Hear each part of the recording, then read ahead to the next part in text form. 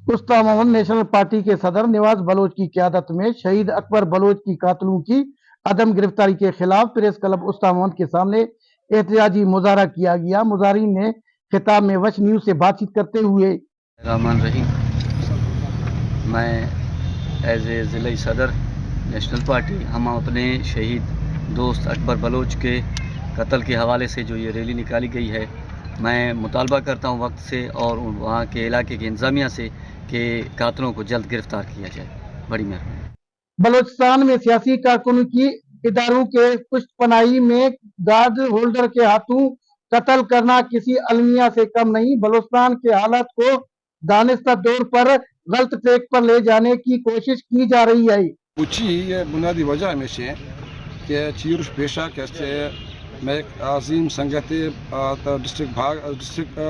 कच्छी सबका general secretary national party है तहसील भाग में सीनियर रहनमा